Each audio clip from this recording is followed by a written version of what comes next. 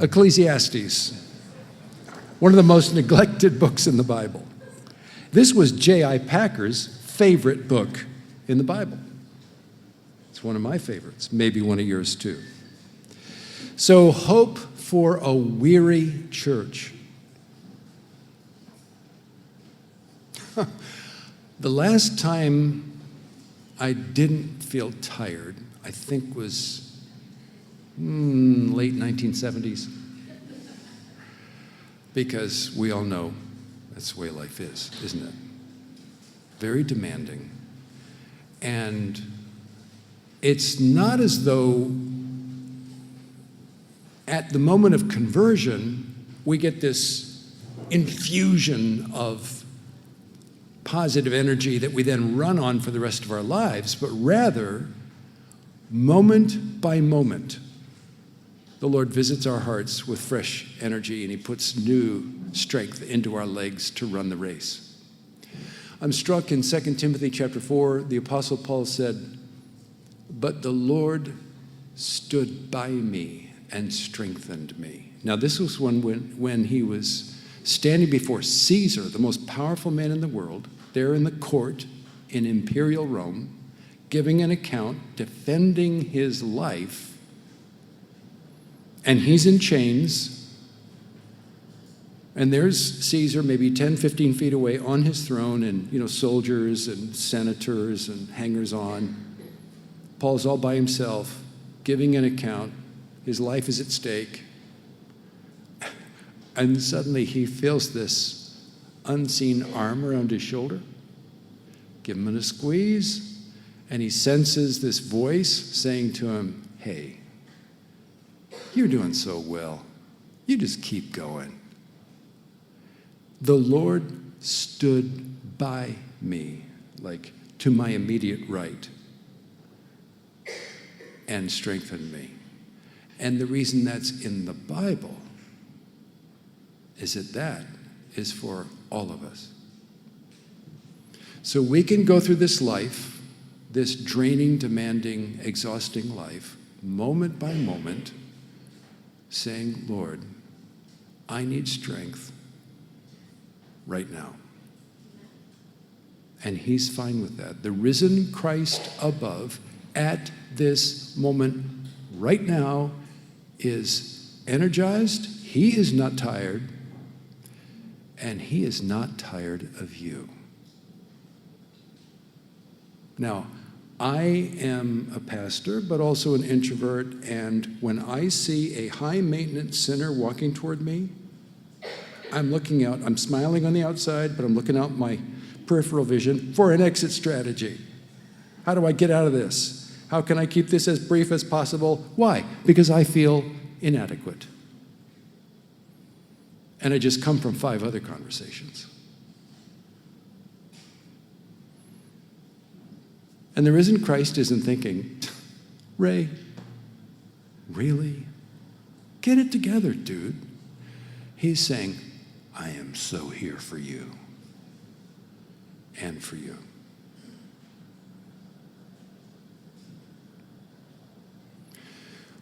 One of the great ways he infuses that resilience into us is through books of the Bible like Ecclesiastes. And what I'd like to do is basically do a flyover of this book, because it basically says 3 things that can really help exhausted servants of the Lord.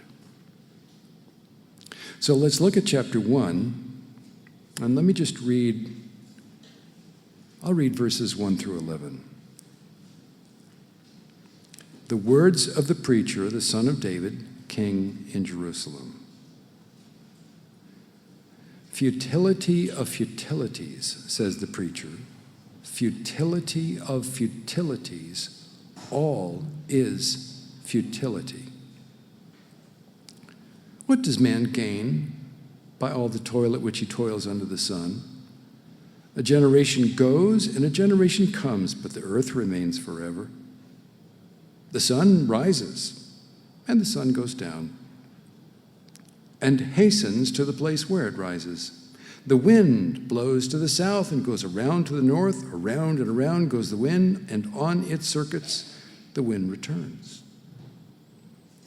All streams run to the sea, but the sea is not full. To the place where the streams flow, there they flow again. All things are full of weariness. A man cannot utter it. The eye is not satisfied with seeing, nor the ear filled with hearing. What has been is what will be. And what has been done is what will be done. And there is nothing new under the sun. Is there a thing of which it is said, see, this is new?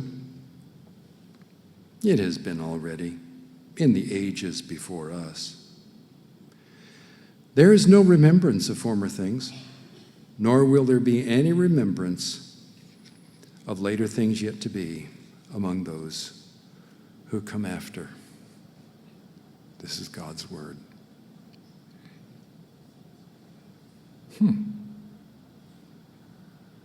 Interesting. That is in the Bible for a reason. Life is demanding, complicated, confusing, distressing, exhausting, and we need, day by day, wisdom,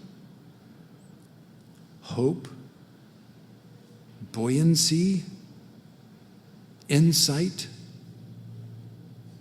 energy, and a whole lot more for starters, don't we? So this is a wisdom book in the Bible, right? Okay, what is wisdom? What's this larger category that Ecclesiastes fits into? Wisdom is more than being smart, because smartness can be smart-alecky and arrogant. Wisdom is humble. Wisdom is the gift God gives to people who are willing to listen. Here is the prize that God's wisdom gives to the humble: the skill of living well long-term in a broken world that wears us down. Wisdom is the skill of living well, long-term, in a broken world that wears us down. Now, without that wisdom that God alone gives, our lives are more confusing, more distressing, harder than they need to be, and we start freaking out and we start giving in. But wise people are steady and sort of gently, cheerfully unstoppable. The wise understand they can't get home by the wrong road. They can't get healthy on junk food, and they're sort of adjusting to the way reality actually works. God gives the humble a new intuition that just sort of senses how to cut with the grain of reality and how to harmonize with the tune that God is humming. The wise adapt to the way life actually works well, and it starts working. So here's something almost nobody in our world, the modern West, believes. We cannot redesign reality more to our liking. We are born into a pre-existing reality that God created in His wisdom and in His goodness, and God's design for reality is not against us. It's not conspiratorial. It is good and wise and life-giving. Reality actually is to our advantage. And as we learn God's wisdom and humbly adapt to His ways, we start relaxing and we cheer up and we flourish and we get re-energized. For example,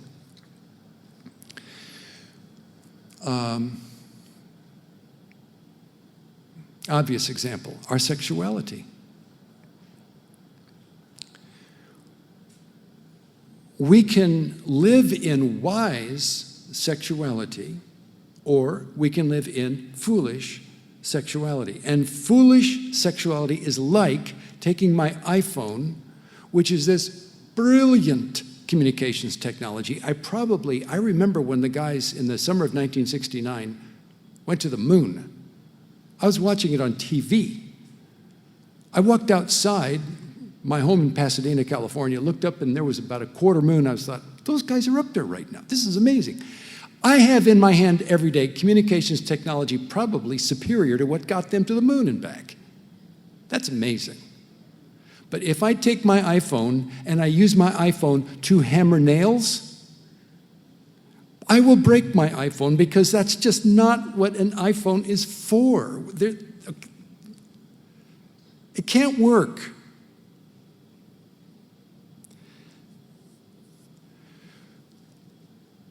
God knows how human sexuality works, how we can flourish sexually. And sexual flourishing in the wise ways of God for married people and single people includes, for all of us, sexual inactivity. For example, if you're married and you're far away from home, on business alone, wisdom means you are, at that time, sexually inactive and optimal. Sexual inactivity is not going dormant sexually, but wise sexuality, inactive for good reasons, redirects and channels our energies into the ways of God for His glory and for serving others. Wisdom sees that and accepts it and rejoices over it. Says, okay, I'd like to learn how to live that way. That sounds awesome. That's wisdom. In every area of life, emotions, justice, work, recreation, everything. We're born into a reality that God created with His wisdom and blessed and smiled upon with His joy. And His wisdom, the Bible says repeatedly, can enter into our hearts. It's not like a state secret, locked in a vault somewhere. God is sharing it with us kindly. That's why He gave us Ecclesiastes, to help us get back on the road home.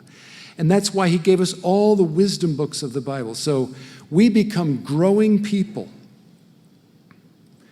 not because we're clever, but because we listen to our Father who understands everything and how we can really flourish over the long haul. So, okay, the book of Job, it's about how to suffer wisely.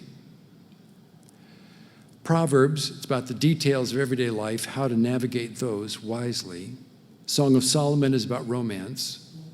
There's such a thing as wise romance, which is the best romance. And Ecclesiastes, then, among the wisdom books of the Bible, stands out because the author of Ecclesiastes is deliberately provocative.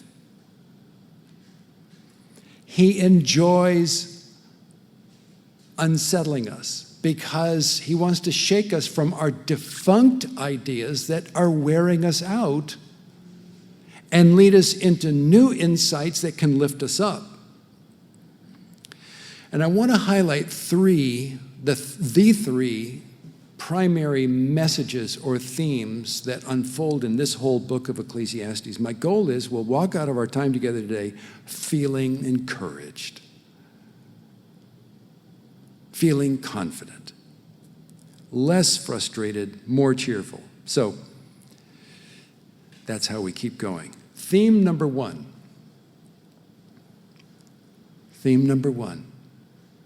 Life is short. Chapter 1, verse 2. Futility of futilities, says the preacher. Futility of futilities. All is futility. And that is not the grumbling of a bitter, old, fed up man. It's just the truth. Life really is short. We just don't last. And there's a reason why. When Adam sinned, here's how deep we are into this. It goes all the way back to the Garden of Eden. When Adam sinned in the Garden of Eden, God said to him and to us all at the same time, "Cursed is the ground because of you. Dust you are, and to dust you will return." It's not as though we have a dust problem that we can now manage. No, dust we are. And to dust we return. What else does the Bible say? Man is like a breath. Gone. Man is like a breath. His days are like a passing shadow. Not a passing locomotive. A passing shadow. All flesh is grass, and all its beauty like the flower of the field. The grass withers, the flower fades. The Bible even teaches us how to pray about that. "O Lord, let me know how fleeting I am. Help me not to be fooled by the fraudulent appearances of this world." The New Testament gets us to think about it. What is your life? You are a mist that appears for a little time and then vanishes.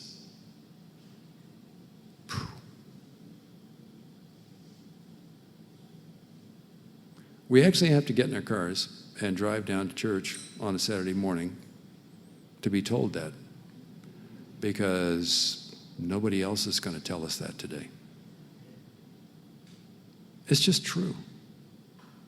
And it's kind of bracing. It can be hard to accept. I mean, our whole culture is building elaborate and impressive distractions. Why face facts when we have malls?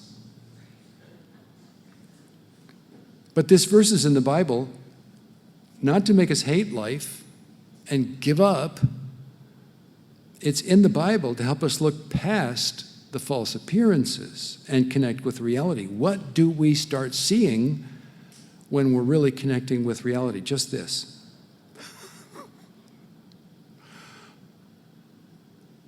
Our biggest successes can be our biggest illusions. It's not as though if we're smart enough, we can defeat futility and find some way to work around it.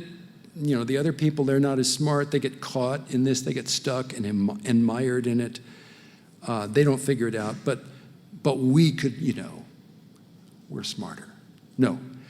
The Bible is saying there are no exceptions, because Romans chapter 8 says our problem is as big as the universe. It says the whole creation was subjected to futility. How do you work around that? So verse 2 is a strong statement. Futility of futilities. This is a Hebrew idiom. And for example, the Old Testament language, King of Kings, that reappears in the New Testament. King of Kings means the highest king. Holy of Holies means the most holy place. So futility of futilities means we're beyond our capacity for self-repair. As Bob Dylan said, and of course, if Bob Dylan said it, it's got to be true, everything is broken. So it's no surprise that verse 11 says, we'll all be forgotten. All our big dealness today will be forgotten. I mean, do you even know the names of your great-grandparents? So I've got 2 parents, 4 grandparents, 8 great-grandparents. Am I doing the math right here? I think so. Okay, I have 8 great-grandparents. I know the names of only 2 of the 8. I wouldn't be here without them. Julius and Anna Ortlund came over on the boat from Sweden.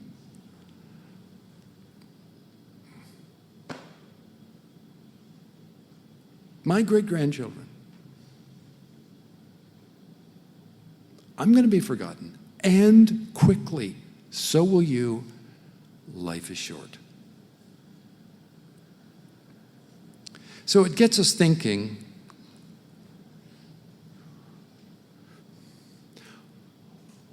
what is the point, for crying out loud? Why are we doing all this stuff? If it isn't going to etch our names in stone, is there a reason to care?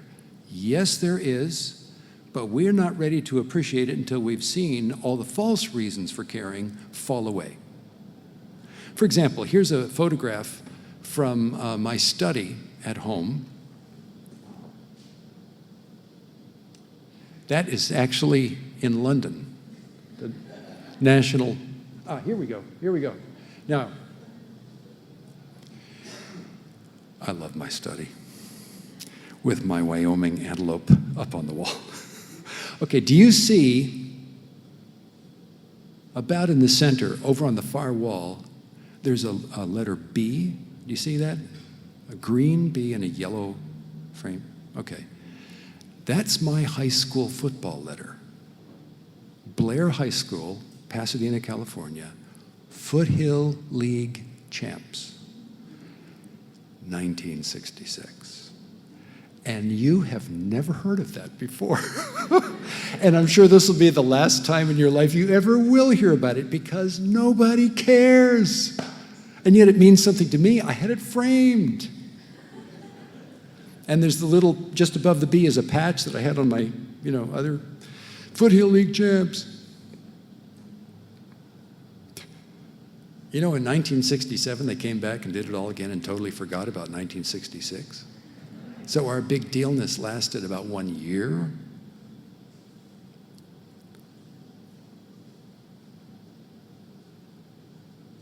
Life is short. The wise deeply accept that. We don't fight it. I remember walking with my dear dad back in the 90s. I forget the context, how this even came up. Thanks, we're done with the picture. And he said to me, son, I'm getting old. And it's okay. I've made peace with it. This is God's will for me. How wise. My dad lived wisely. He died wisely. So Ecclesiastes, by helping us just stare at this for a while, helps us to deeply accept our obliteration from this world. And the rest of the Bible shows us a whole new world filled with resurrection power where we're going. And the deep and profound goodness of this world while we're on our way. For something to be really good, it doesn't have to be permanent. Impermanent and good simultaneously, that is a thing. Yesterday, Janny and I were driving along, eating French fries in my Chevy pickup. We were enjoying these delicious French fries. Good, not permanent. And God is saying, that's okay. Enjoy it.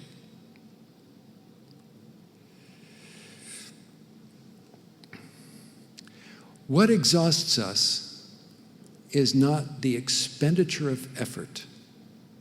What exhausts us is what verse 14 calls chasing after the wind. Verse 14. All is futility and a striving after wind. How is it wise, how is it energizing to think, if I just write that #1 hit song, if I just close that killer deal at work, if I just whatever, fill in the blank, then I will arrive. What does arrival look like to you? And what if you do arrive?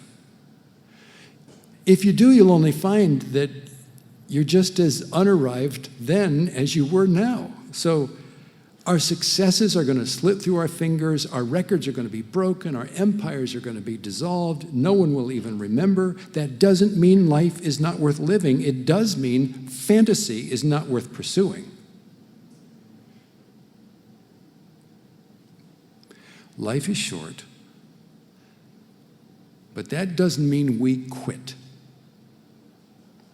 Wise people find purpose and happiness and energy within the limitations of this futile existence we're in, because God is here. He's not turning up his noses at us. He's not looking at this world we live in and thinking, that is so broken, that is so exhausted, that is so unworthy, I despise it. I'm so out of here. That is not his heart.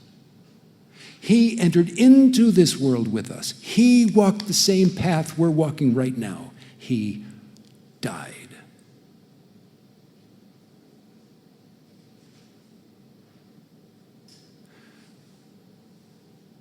It's got to be worth living, even though. So we don't despise this life. We're not caving to bitterness. We're not okay with death. Death is not a friend. Death is not a part of the circle of life. Death is an enemy. I oppose my death. I took vitamins this morning. I'm trying to stay fit and be at my best. And here's one reason why. I owe so much to my precious wife. I owe to you. I believe a covenant-keeping God created us, and I have an actual moral, I might not know your name, but I believe I have a moral obligation to you in the sight of God. I want to be at my best until I keel over and die. And by God's grace, I hope I die well, because that will contribute to you. And we all owe that to one another. So, youth is good. It doesn't have to be permanent to be good. It doesn't last. It's okay. Why not accept that? For example, when I turned 40, just after the last ice age,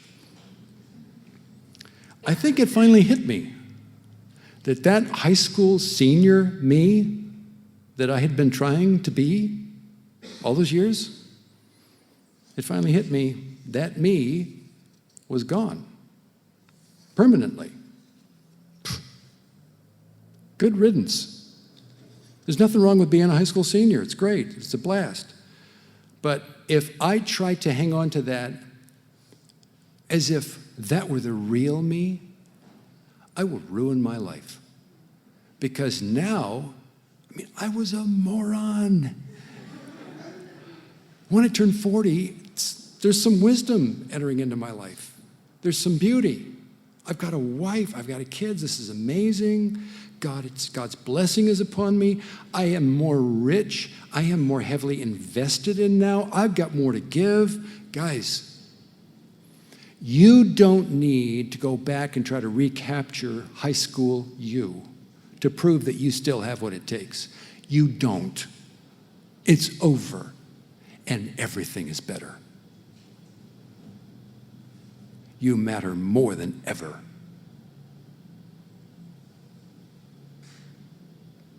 Serve your family. Serve your church. Serve your community. Serve your nation. Your life is short, and your time is now. Go for it. Which leads us to the second main theme in the book of Ecclesiastes. Number 2, so first of all, life is short. Number 2, life is good. Life is good. Chapter 9, verse 7. Chapter 9, verse 7. I love this verse. I don't hear enough preachers preaching from verses like this. Go, eat your bread with joy. By the way, the word go, don't overlook that. It's like, what are you doing here? Get up, move, go. Has already proved what you do. This normal human existence we're living day by day, it is pre-approved by God. And God saw all that he had made, and behold, it was very good. If it's good in the sight of God, it's really good. And if it's good enough for God, it's got to be good enough for us, right? So life is good. Go enjoy it. You don't need anybody's permission to go eat your bread with joy and drink your wine with a merry heart. You don't need to get a permit from the city. What does the Bible say? The Bible says that this life is not our ultimate good. It is a temporary good and good. Temporary is okay. It is a really good gift from God, and he wants you and calls you and invites you and encourages you to enjoy your non-permanent good day today in its beautiful simplicity and accessibility. For example, here's some good things in life. Here's some photographs. And it doesn't matter what the sequence is. Okay, here I am with my son Eric in London, England. We're at the National Portrait Gallery, walking through this absolutely gorgeous building with these historic portraits of famous people. I am so glad that in this world of triviality and ugliness, a beautiful place exists with beautiful works of art, and I can walk through there with my son and just be amazed and amazed and amazed and amazed.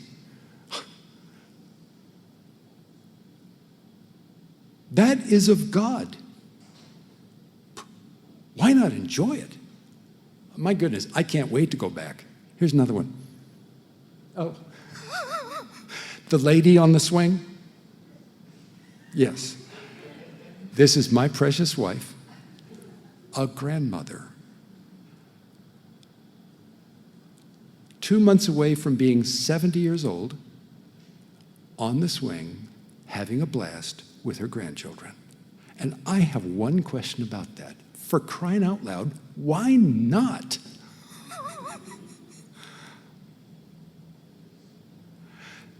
That moment was from God. Grandchildren, a swing set, here we are, let's go for it. Here's another one.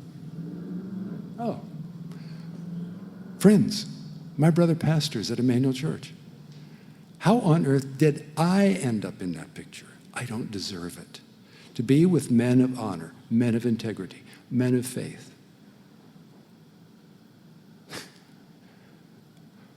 Friendship is one of the greatest blessings in all this life, is it not? Hey, here's a life goal. Let's stop losing friends. Let's hang on to our friends. Yeah. So this young man and young lady fell in love. Well, for starters, that never should have happened. If ultimate reality is just the laws of physics, how on earth did romance ever happen? We have parachuted into a universe where ultimate reality is divine romance. And it pops up into our experience in this form as a little prophetic whisper of the love of Christ for his bride. So I had the privilege of officiating at their wedding down in Charleston, South Carolina. We had a blast. It was beautiful. Life is good. Oh, oh yeah. Oh yeah. My precious wife, the first time she ever shot a deer rifle at, I think, 110 yards, that deer went down. I was so proud of her.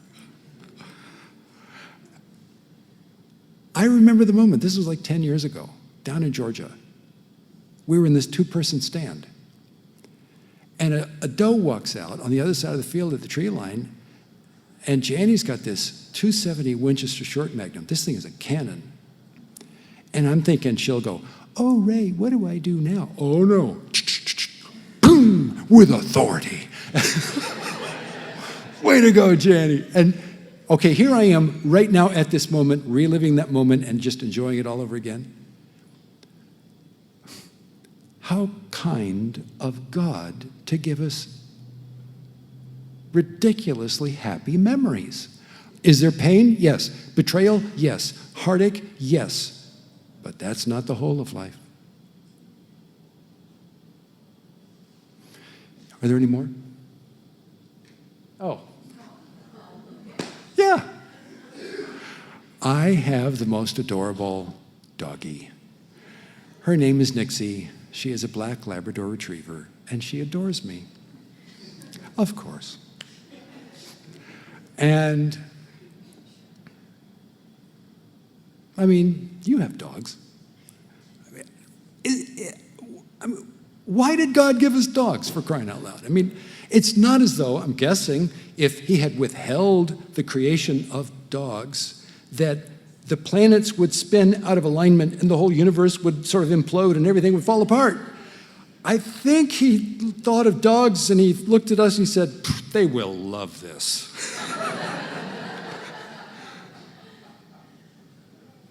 You know what I mean. Isn't the Lord good? Which means there's a lot of good in this life to enjoy, isn't there? Well, hallelujah. Are there any others? That's it. Okay. Life is good. So you and I don't have all the opportunities we'd like to have, and the life scenario we're actually living with might not be what we kind of hoped for and expected, but what do we have? Whatever opportunities for happiness and enjoyment and laughter and friends and so forth that you have, God gave them to you. He thought of you.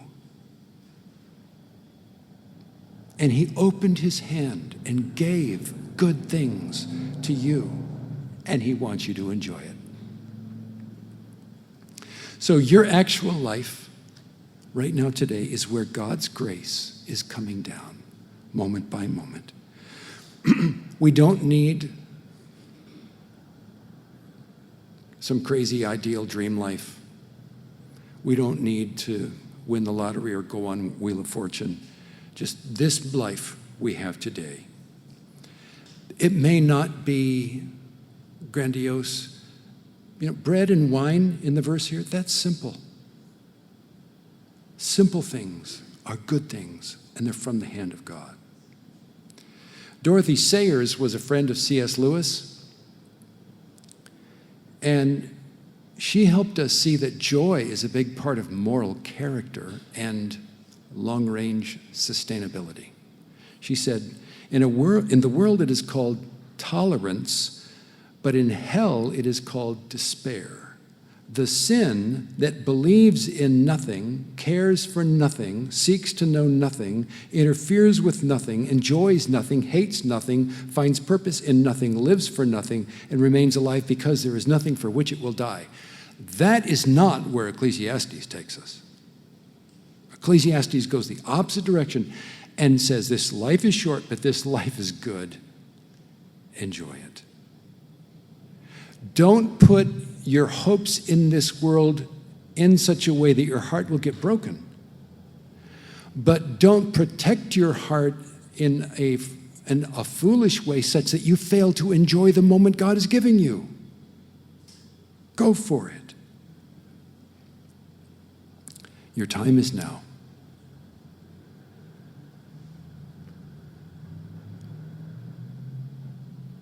That fun you want to have,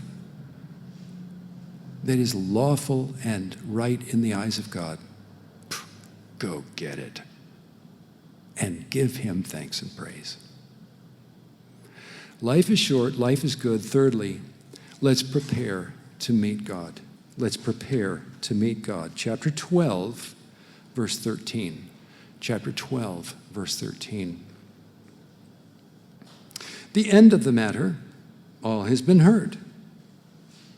Fear God and keep his commandments, for this is the whole duty of man. Now, to fear God means that we treat him as more real than all this world.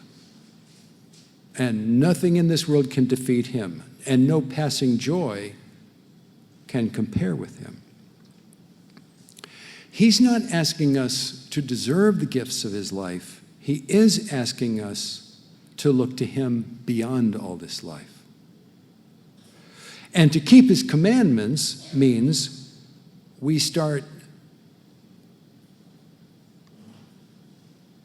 by faith in him and his goodness. We defy our disappointment, and we defy our fears, and we defy everything that is against us, and we let him set the tone and the direction of our lives in this world. So to keep his commandments means we salute the flag of his enduring kingdom, and we just follow his path, and that faith-shaped obedience to God. That is our whole duty. He's not asking for anything beyond that.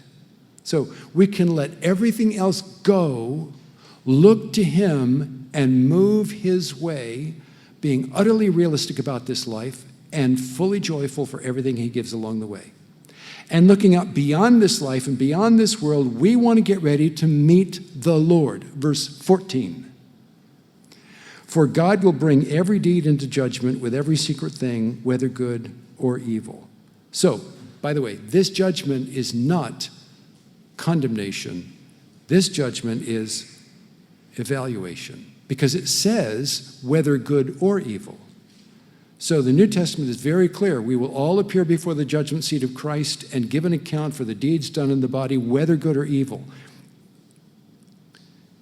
So, two things. One, in this world, it looks like the bad guys are getting away with a whole lot, right? This verse is assuring us nobody is getting away with anything. Every secret thing, it says. Number two, you and I will report in, and very soon. Not to face the ultimate crisis, because the cross was our crisis 2,000 years ago. We have received him with the empty hands of faith. We are completely justified, reinstated, we're all in, we are on God's good side now, thanks to Jesus. But he will replay the game film of our lives, and he will commend us for every moment when we turned to him, put him first, and did the next right thing. He is noticing every sacrifice. He is valuing every act of obedience. He will commend you. This verse is not scary, it is inspiring. You will matter forever. He will not forget your name. And you will stand before him, and he will have a conversation with you about all he really accomplished in you, all he really accomplished through you. And right now, more than you can see, your living for Jesus is pushing dominoes over in all directions in other people's lives. You are not meant to see, you are not able to see the actual impact of your life. You right now are an essential mover in God's plan for this generation and the next. And someday he's going to show it to you. So what we do then, friends, is we, on days when, not good days, we grab ourselves by the scruff of the neck and we say, okay, I heard this sermon from Ecclesiastes, so self, here we go. You're going to go do the right thing. Here we go. Bam, bam, bam, step by step. And we don't have to feel not tired. We almost never feel not tired. Okay, let's just go do it. Because life is short. The time is now. Life is good. It's good in the eyes of God. So there's going to be good we're going to walk into every day of our lives. We don't have to make that good show up. God's going to bring it to us. And then, at the end, we're going to find out what he actually did. How amazing is that? God be praised. Thanks, guys.